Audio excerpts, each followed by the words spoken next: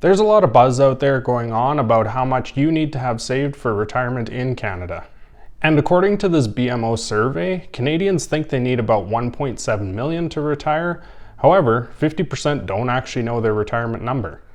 This Money Sense survey also says 1.7 million, but goes on to say that a Canadian couple could spend $8,500 per month under ideal conditions with a 4% rate of return. However, the stress test reveals that this scenario only has a 57% chance of success.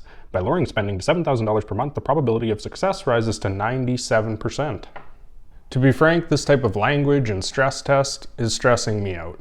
And let's be honest, 57% success doesn't sound great for any type of endeavor. And not only is that stressful, but look at the Bank of Canada here. They're telling us that interest rates are going up, inflation is going up, and next week I might need to take out a loan to buy eggs at the supermarket. And then the folks at Spring Finance let us know that the general person will need between $700,000 and $1 billion to retire. Someone should check that out. So then I did some more research, and that's when I learned that the average 65-year-old or older has about $272,000 saved up. So I guess that settles it. You're going to need about $1.7 million saved up, perhaps $1 billion, and most people have about $270,000 saved. That's all I have for today. Don't forget to like and subscribe to the channel if you want to see more content just like this. Thank you for watching. Okay, so all jokes aside, $1.7 million may not fit the bill for everyone's retirement plan, but grab yourself a piece of paper, a pen, just a simple calculator, because today we're going to do some quote-unquote napkin math to determine your retirement number. And disclosure here, I am in no way giving you a 3-minute retirement calculation that discredits and goes against any real financial advice, so make sure you're talking to your advisor to look at your own situation. Step number 1, how much income am I going to need? Most people start this equation by asking themselves the wrong question. At what age do I want to retire? The real first step to take is to ask yourself, how much do I want and need to spend in each year of retirement? And by asking ourselves this, we can carry out the rest of the calculations regardless of current age, retirement age, income, living situation, etc.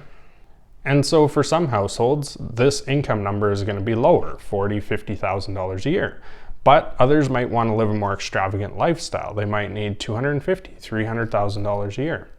Everyone's going to have a number, but the typical research tells us that it's somewhere between 60 and 80% of their current working income.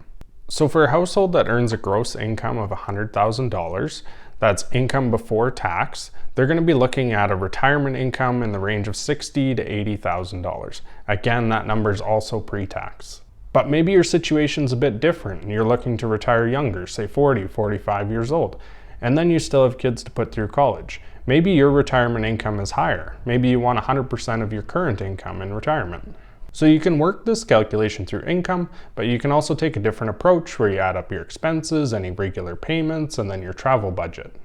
And let's say you add up all your expenses and you get to $50,000. That is an after-tax number. So to get our $50,000 into a post-tax number, we need to take $50,000 and we're going to divide it by 0.75 as an easy estimate for tax, and we end up with $67,000 pre-tax. And so with that retirement income number in mind, let's move into step number 2. Step number 2, what retirement income am I already guaranteed? We've determined how much income you're going to need in retirement, but now we need to look at what amounts you're already guaranteed to receive. This income will include things like CPP, Canadian Pension Plan, OAS, Old Age Security, and any other employer-sponsored pension plans. Some of you may also want to include any part-time or contract work here, but for the sake of our napkin math, we're going to leave that out and keep it simple. So let's go back to our example of someone that makes $100,000 a year, and they're going to need 60 to 80% of that in retirement. So we're going to go with the middle ground of $70,000 per year. Now we're also going to make the assumption that they're close to the age of 65, so they're going to receive CPP and OAS. But for your situation, if you're looking to retire before age 60, don't include CPP and OAS in your calculations. So again, we're going to start with our total income of $70,000, and now we're going to extract guaranteed sources of income. So first we're going to have CPP, And now the average Canadian was receiving $717 per month in 2023 of CPP. So that works out to $86.04 per year of CPP. So we also need to reduce our $70,000 by estimated OAS. In 2023, this amount was $691 per month, which works out to $82.92 per year. So keep in mind that for OAS, for any Canadian that's earning more than $86,000 per year in total retirement income, well, the government's going to begin clawing back this old age security. Therefore, for the sake of your own napkin math and just to be conservative, if you're expecting retirement income that's greater than $100,000, I would leave OAS out completely. So the last guaranteed income source we're going to remove from the $70,000 is that we're going to assume our retiree receives a pension income of $1,000 per month or $12,000 per year. So now we're going to go ahead and add this all up. And what we are left with is $41,104 of income per year. And so what we're going to do is we're going to round this up to $42,000 per year and say that our retiree is going to need to get that amount from other sources. Step number 3, how much do we need in our investment accounts? So that brings us into our third part where we're going to determine how much you need to actually have saved to retire comfortably. So this bucket is going to include your RRSPs, your TFSAs, any savings account, and any other non-registered investments. Also, if you have a defined contribution pension plan, you might also include this amount here rather than one of your guaranteed sources of income, because sometimes this is just shown as a lump sum, an investment. And to determine what this total amount should be, we're going to take our remaining $42,000 of income and we're going to divide it by 4%. So this 4% rule provides us with a guideline. And what this guideline is really saying is that you should be able to comfortably withdraw 4% of your retirement savings each year without running out of money before you die. And a lot of advisors throw this 4% number around. Some say it should be 3, some say it should be 5. I think 4% is great. I think it applies today. I think it'll apply 10 years from now, 20 years from now. My logic being is that if you're invested in your retirement in a 50-50 portfolio of stocks and bonds, this is going to average anywhere from 6 to 8%, and therefore your retirement capital will be preserved. Okay, so with all that said, we're going to take our remaining $42,000 per year. So that was our $70,000 required income minus CPP, minus OAS, minus our pension of $12,000 per year. $42,000 divided by our 4% gives us $1,050,000 of retirement savings. And therefore, to sum this up, what we're really saying here is that this retiree currently makes $100,000. They're going to need $70,000 in retirement. They're going to receive CPP, OAS, and pension. After all that's said and done, they're still going to need $42,000 per year. And if they want to withdraw on their total retirement savings at 4% per year, which is a very conservative number, they're going to need to have saved $1,050,000. So there, once you've established this baseline amount, you can play around with your own case.